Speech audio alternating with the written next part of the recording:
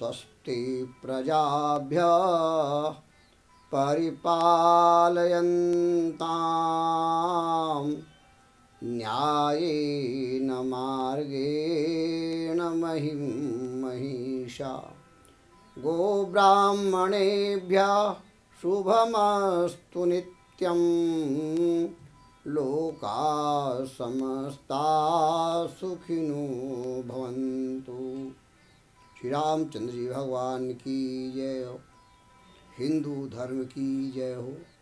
वैदिक धर्म की जय हो। भारत माता की जय हो। अखंड भारत की जय हो। गोस्वामी तुलसीदास जी महाराज की जय। तो मैं आपको बता रहा था कि वो परमात्मा जब भी इस धरती में आया तो हमारे देश में ही आया। वो निराकार निर्गुण परमात्मा, निराकार निर्गुण अविनाशी,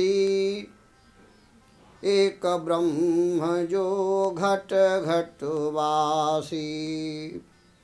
देशभक्ति हित सुत बनी आए, कौशल्या सुत राम कहाए। जिस व्यक्ति में देशभक्ति नहीं है उस व्यक्ति के अंदर ये समझो कि रक्त नहीं है बल्कि तेजाब बह रहा है। भगवान राम ने जितने भी कार्य किए वो सारे अपने देश के लिए किया। अरे देश भक्ति असली मानवता, जेहि न हृदय सोई दानवता। देशभक्ति पशु पक्षी माही, फिर हमरे ही अकिमी उपजही नाही। जानते हैं देश किसे कहते हैं? व्यक्ति मिलकर समाज बनता है। समाज और समाज मिलकर के राष्ट्र बनाते हैं। देश कहते किसको हैं? जिनमें 3 गुण होते हैं, संस्कृति और इतिहास तथा भौगोलिक परिवेश। 3 संपदा हो ही जहाँ, सो कहला वही देश। और संस्कृति किसे कहते हैं? मैंने बड़े ही सरल भाषा में लिखने का प्रयास किया है ताकि इसमें सामान्य व्यक्ति भी समझ जाए, उलझ ना जाए।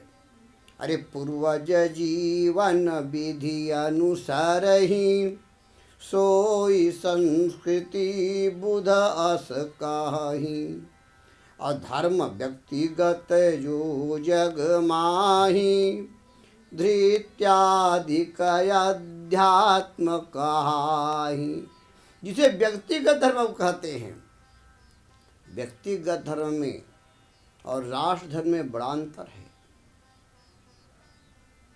जैसे कि एक सिपाही युद्ध में कई टैंकों को उड़ाया, दुश्मनों के कई अधिक से अधिक सैनिकों को मारा, उसे इनाम मिला। लेकिन जब वो छुट्टी लेकर के घर आया हुआ था, भाई भाई में झगड़ा हो गया। निकाला अपना बंदूक, अपने भाई को शूट कर दिया। कोर्ट में केस चला, अरेस्ट हो गया। जब मजिस्ट्रेट के सामने पेश हुआ तो उस फौजी ने पूछा, मजिस्ट्रेट साहब, मैंने जब इतने लोगों को मारा तब तो मुझे इनाम दिया गया, और एक व्यक्ति को मैंने मार दिया तो मुझे उम्र कैद किस लिए? जज ने कहा, श्रीमान जी, जो तुमने अपने भाई को मारा है ये अपने व्यक्तिगत स्वार्थ में मारे हो, लेकिन वहाँ पर जो कार्य किए वो राष्ट्र धर्म था, इसलिए अनेकों को मारने के बाद भी तुम्हें इनाम दिया गया, कोई दोष नहीं। ये है व्यक्तिगत, वो है राष्ट्र धर्म। जिसको हम व्यक्तिगत धर्म कहते हैं वो क्या है? धृते क्षमा दमस्तेयम, शौचम इंद्रिय निग्रह, धीर विद्या सत्यम अक्रोधो दशकम धर्म लक्षण। जिसको हम लोग आजकल धर्म समझते हैं ना, ये धर्म के लक्षण नहीं है। मनु जी कहते हैं ये धर्म नहीं है। माला जपना ही धर्म नहीं है। लंबा चौड़ा साइन बोर्ड लगा लेना यही धर्म नहीं है।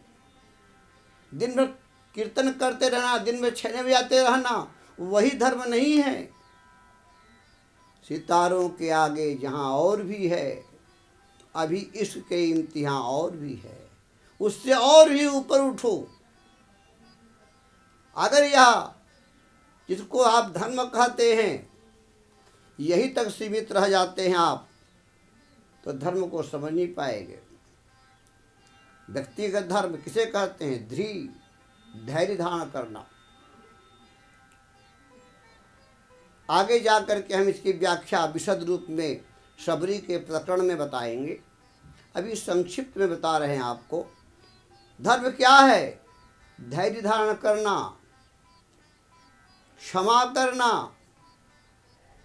किसी ने अपराध किया, आपका किसी ने अपमान कर दिया, आप चाहें तो उसे दंड दे सकते हैं, आप समर्थ हैं, वो कमज़ोर है, लेकिन फिर भी आपने क्षमा कर दिया।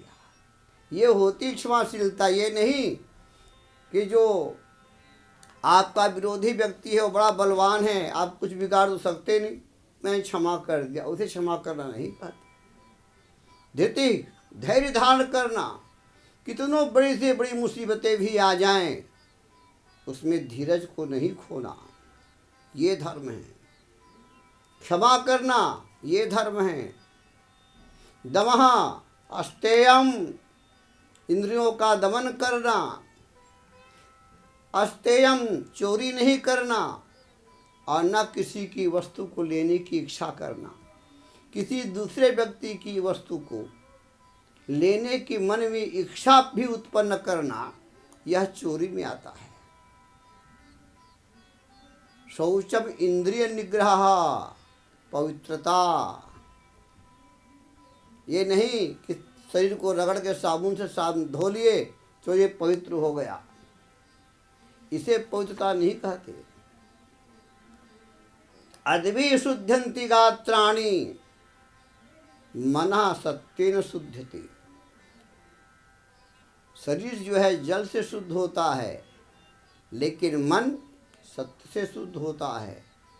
अंदर और बाहर दोनों की पवित्रता होनी चाहिए। कोई ज़रूरी नहीं है कि आप नहाए हो नहीं नहाए हो। नहाए हो तभी पूजा भाजन कर सकते हो, तभी ध्यान उपासना कर सकते हो। शुद्धिकरण का मंत्र है ओम पवित्रः पवित्रो वा सर्वावस्थांगतोऽपि वा यस्मरेत् पुण्डरीकाक्षं स बाह्याभ्यन्तरा शुचि। चाहे तुम पवित्र हो, इसका अर्थ यह है, चाहे तुम पवित्र हो या अपवित्र हो, किसी भी अवस्था में तुम हो, भगवान पुण्डरीकाक्ष का ध्यान करने से अंदर और बाहर पवित्र हो जाता है। केवल बाहर के पवित्र कर लेने से मतलब नहीं होता, अंदर और बाहर दोनों पवित्र होना चाहिए। शौचम इंद्रिय निग्रह, इंद्रियों को अपने निग्रह में रखो। आंखें क्या देख रही हैं, कहाँ देख रही हैं, क्या देखना आवश्यक है, कान क्या सुन रहा है नहीं सुन रहा है, क्या सुनना आवश्यक है, व्यर्थ बातें तो नहीं सुन रहा है। इसी प्रकार से आपकी जो जबान है वो व्यर्थ तो नहीं बोल रहा है। व्यर्थ तो आप कुछ खाने पीने के चटोरे स्वभाव के नहीं हैं। इंद्रियों को अपने निग्रह में रखना, इसे कहते हैं इंद्रिय निग्रह। क्षमा दमस्तेयम शोचम इंद्रिय निग्रह। धीर विद्या, बुद्धि से काम लेना। हम भगवान से गायत्री मंत्र में क्या मांगते हैं? हे प्रभु हमें बुद्धि दे दो। सब कुछ हमारे पास है, लेकिन अगर बुद्धि नहीं है तो धन भी अथाह होगा तो उसका सदुपयोग नहीं कर पाएंगे।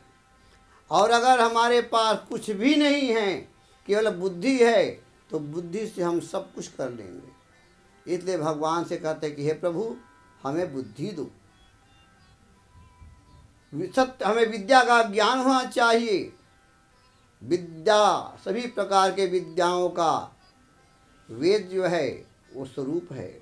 वेद में सारी विद्याएं भरी हुई हैं, वेदों का ज्ञान होना चाहिए। सत्यम हमेशा सत्य बोलना चाहिए, सत्य के लिए संकल्पित होना चाहिए। अक्रोधो क्रोध नहीं करना चाहिए। ये धर्म के 10 लक्षण होते हैं। इसे हम अध्यात्म कहते हैं।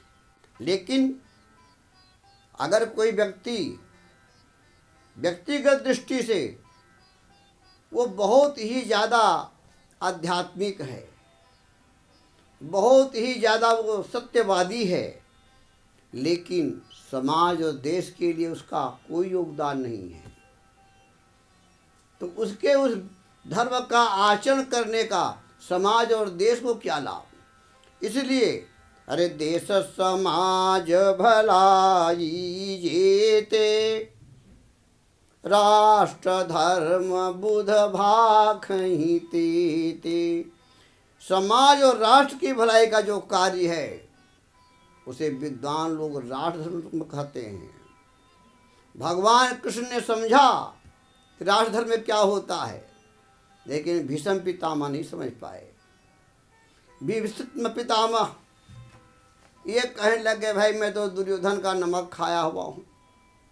उनके आंखों के सामने द्रौपदी का चिन्ह हुआ। भीष्म पितामह के जवान हिल तक नहीं सका, कुछ बोल नहीं सके। कहते मैं क्या करता, मजबूर था, मैं दुर्योधन का नमक खाया हुआ था। अगर आज मुझे पितामह मिलते तो मैं उनसे बड़े आदर के साथ हाथ जोड़ के पूछता, पितामह ये आपने क्या उल्टी गंगा बहा दिया। दादा के नमक पोता खाता है, न कि पोते का नमक दादा खाता है। आप कहते हैं मैं तो दूसरे का नमक खाया हुआ हूँ, मैं कुछ बोल सकता नहीं। वो समझ नहीं पाए। प्रतिज्ञा कर लिया कि मैं शिखंडी के सामने अस्त्र नहीं उठाऊंगा। उन्हें राष्ट्र धर्म के बारे में मालूम नहीं हो पाया और शिखंडी का आते ही उन्होंने हथियार डाल दिया।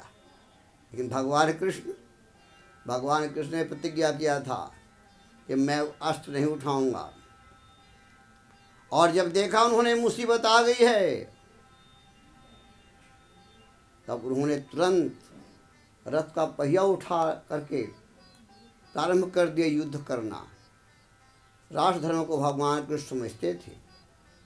और आज हम केवल स्वार्थ को समझते हैं कि यही देश की भक्ति है। अपने मोबाइल में देशभक्ति के भजन लगा लिए थे, गीत लगाए थे, देशभक्त नहीं बन जाते। जो व्यक्ति देश समाज का कार्य नहीं करता, केवल अपनी परलोक सुधारने में लगा होता है। अरे तेहि पार कबहु नरी झे रामा, जो न करहि परहित के कामा। देश हित ही जो बलि बलि जावे, मुनि दुर्लभ सायुध पद पावे। भगवान कृष्ण गीता में कहते हैं कि बड़े बड़े ऋषि मुनियों को अनेकों जन्म तपस्या करने के बाद भी जिस मुक्ति की प्राप्ति नहीं होती, अपने देश के लिए युद्ध में लड़ते लड़ते मर जाने वाले उस सैनिक को गति मिलती है। चाहे वो सैनिक हो, चाहे कोई भी देशभक्त हो, जो देश की भलाई के लिए उद्यम करते करते आतंकियों के हाथ का बलि भी चढ़ जाता है, उसको भी वो गति मिलती है जो बड़े बड़े ऋषि मुनियों को भी नहीं मिल पाई होती। इसके आगे की बात कि गोस्वामी तुलसीदास जी के अंदर में कितनी देशभक्ति थी, ये अगले के एपिसोड में हम आपको बताने का प्रयास करेंगे। जय श्री राम।